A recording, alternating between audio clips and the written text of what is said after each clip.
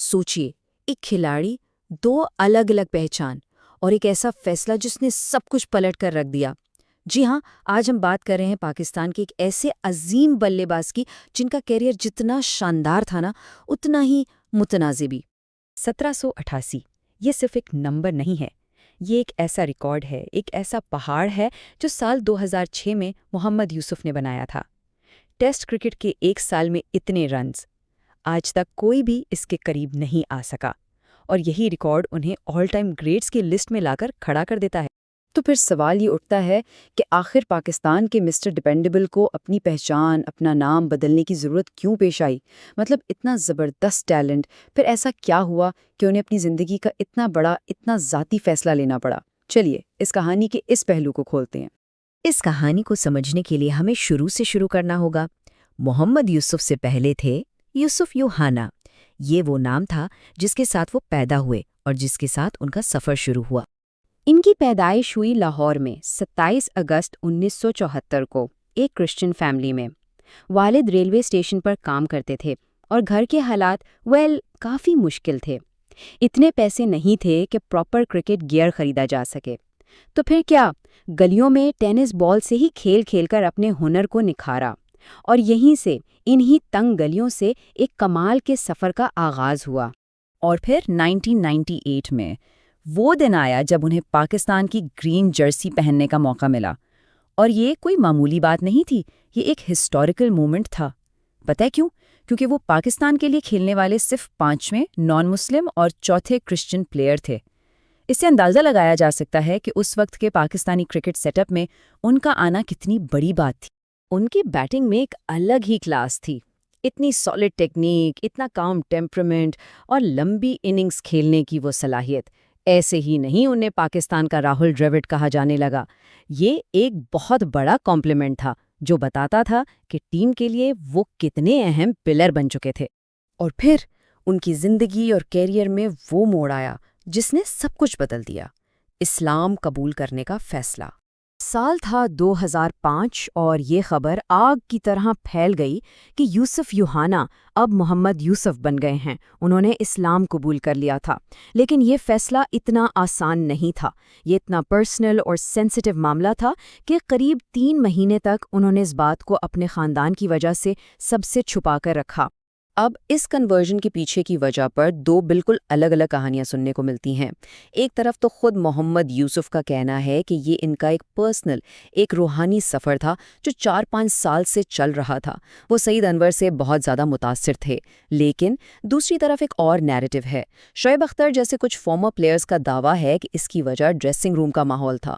ان کا کہنا ہے کہ یوسف کو وہ رسپیکٹ نہیں ملتی تھی جو ایک ٹاپ پلیئر کو ملنی چاہیے، اور کچھ پلیئرز ان کے ساتھ کھانا کھانے سے بھی کتراتے تھے۔ یہ معاملہ صرف کرکٹ یا مذہب تک محدود نہیں رہا، اس کا سب سے گہرا اثر ان کی اپنی فیملی پر پڑا۔ ان کی والدہ کا ری ایکشن تو دل کو ہلا دینے والا تھا۔ انہوں نے کہا، یوسف نے جو کیا ہے اس کی وجہ سے میں اسے اپنا نام نہیں دینا چاہتی۔ سوچئے، یہ الفاظ بتاتے ہیں کہ اس فیصلے کی انہیں کتنی بڑی پرسنل قیمت چکانی پڑی۔ اس پورے پرسنل ٹرموئل کے بعد اب آتے ہیں ان کے کیریئر کے اس حصے پر جو اس کنورژن کے ٹھیک بعد شروع ہوا، اور یہاں کہانی ایک حیرت انگیز موڑ لیتی ہے، کیونکہ یہ دور ان کے کیریئر کا سب سے بہترین ایک گولڈن پیریڈ ثابت ہوا۔ لوگوں نے، یہاں تک کہ رمیز راجہ جیسے ایکسپرٹس نے بھی، یہ نوٹ کیا کہ اس تبدیلی کے بعد محمد یوسف کے کھیل میں ایک نیا اعتماد، ایک نیا فوکس نظر آ رہا تھا۔ ایسا لگتا تھا جیسے ان کی پرسنل لائف کا سکون اب ان کی بیٹنگ میں جھلکنے لگا تھا۔ اور پھر آیا سال 2006، وہ سال جو محمد یوسف کا سال تھا۔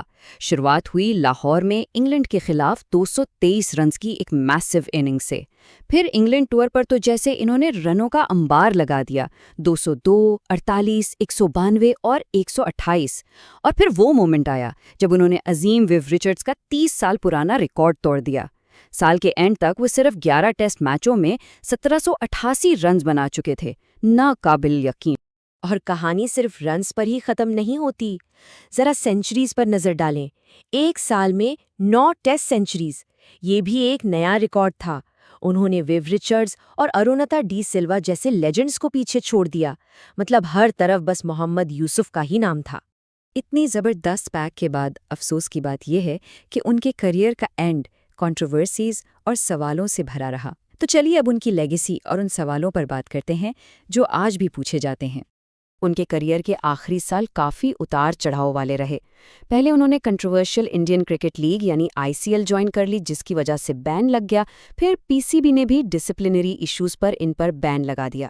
اس سب سے فرسٹریٹ ہو کر انہوں نے ریٹائرمنٹ لے لی، لیکن پھر انہیں واپس آنے کے لیے منا لیا گیا، اور ان سب کے بیچ بار بار ہونے والی انجریز نے ان کے کریئر کو وقت سے پہلے ہی انجام تک پہنچا دیا۔ لیکن ان تمام کنٹروورسیز کے باوجود نمبرز جھوٹ نہیں بولتے۔ ذرا غور کیجئے، ٹیسٹ کرکٹ میں 7,500 سے زیادہ رنز 52 سے اوپر کی ایوریج کے ساتھ، ون ڈے میں قریب 10,000 رنز۔ یہ سٹیٹس چیخ کر بتاتے ہیں کہ محمد یوسف بلا شبہ پاکستان کے بہترین بلے بازوں میں سے ایک ہیں۔ تو آخر میں سوال یہی رہ جاتا ہے، ایک پلیئر کی لیگیسی کیا ہوتی ہے؟ کیا وہ صرف اس کے سٹیٹس ہوتے ہیں یا اس کے سفر کی پوری کہانی؟ محمد یوسف کے کیس میں شاید جواب ان دونوں میں ہے۔ ایک ایسا عظیم کھلاڑی جس کی کہانی اس کے بنائے ہوئے رن سے کہیں زیادہ بڑی اور پیچیدہ ہے۔